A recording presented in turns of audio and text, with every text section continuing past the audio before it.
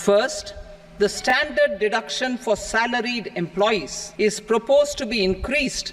The tax rate structure is proposed to be revised. Hey everyone, welcome back to our channel. आज हम बात करेंगे old tax regime और simplified new tax regime के बीच के कुछ कंपैरिजन फैक्टर्स के बारे में, जिससे आपको ये पता चलेगा कि कौन सी रिजीम आपके लिए बेहतर है। तो चलिए अपने कैलकुलेटर्स निकालिए और शुरू हो जाइए। तो सबसे पहले हम बात करेंगे कि ये टैक्स रिजीम्स क्या हैं।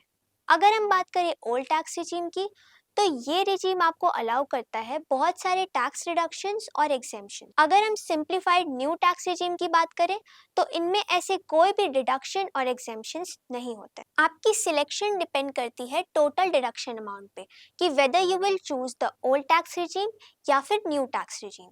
बात करें ओल्ड टैक्स रिजीम की, तो ये आपको अलाउ करता है tax deduction under section 80C, 80D and many more. वहीं अगर हम न्यू टैक्स रिजीम की बात करें तो उनमें ऐसे कोई भी डिडक्शंस अलाउ नहीं होता है। ऑल्सो दोनों ही रिजीम्स में आपको एक स्टैंडर्ड डिडक्शन अलाउ होता है। ओल्ड टैक्स रिजीम आपको अलाउ करता है स्टैंडर्ड डिडक्शन ऑफ 50,000 रुपीज और न्यू टैक्स रिजीम आपको अलाउ करता है standard deduction of 75,000 rupees. Look at this table. इस टेबल में लेफ्ट कॉलम है अलग अलग इनकम लेवल और राइट साइड में है हर्डल टैक्स डिडक्शन। ये हर्डल टैक्स डिडक्शन है एक ब्रेक अमाउंट डिडक्शन का, जिससे एक tax payer new tax regime और ओल्ड टैक्स रिजीम में सेम अमाउंट पे कर रहा है। आसान भाषा में बोला जाए तो अगर आप हर्डल टैक्स डिडक्शन से ज्यादा टैक्स डिडक्शन क्लेम करने के लिए एलिजिबल हो तो आपको चूज करना चाहिए ओल्ड टैक्स रिजीम। वहीं अगर आप हर्डल अमाउंट से कम टैक्स डिडक्शन के लिए एलिजिबल हो तो new tax regime will be a better option for you. ये टेबल इंपॉर्टेंट है, तो आइए समझते हैं। If your income level is up to 7.7 lakh rupees, you won't have to pay any tax under new tax regime, thanks to the new deduction of 75,000 rupees. तो अगर आपकी income 7,75,000 तक है तो आपके लिए new simplified tax regime better option होगा। अब आप सोच रहे होंगे कि जिनकी इनकम इससे ज्यादा है उनका क्या होगा, तो चलिए इसे समझते हैं एक एग्जाम्पल की हेल्प से। सपोज करिए मिस्टर एक्स की सैलरी है 14 लाख रुपीस।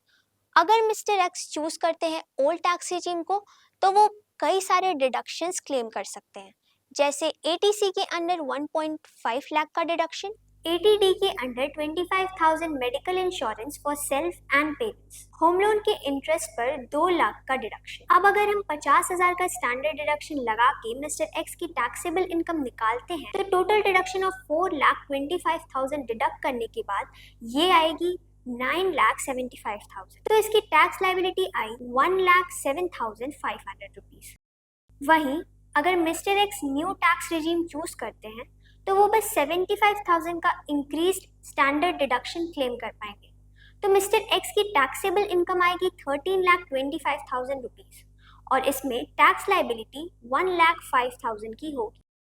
तो इस एग्जाम्पल से हमने समझा कि अगर आप हायर टैक्स डिडक्शन क्लेम करने के लिए एलिजिबल हैं तो old tax regime would be a better option for you, लेकिन अगर आप एलिजिबल नहीं हैं तो न्यू टैक्स रिजीम एक अच्छा टैक्स सेविंग ऑप्शन है। अगर आप एक सैलरीड एम्प्लॉयड है और ज्यादा हाउस रेंट अलाउंस नहीं क्लेम कर पा रहे हैं या फिर 2 लाख तक का होम लोन इंटरेस्ट नहीं क्लेम कर पा रहे हैं तो न्यू टैक्स रिजीम एक अच्छा ऑप्शन होगा आपके लिए। In the end it's all about your income, deduction and preferences. Evaluate both the regimes and choose wisely. This video is for information purpose only. Investment decision के लिए finance experts से जरूर बात करें। Also, if this video was helpful, leave a thumbs up and for more personal finance tips, subscribe our channel.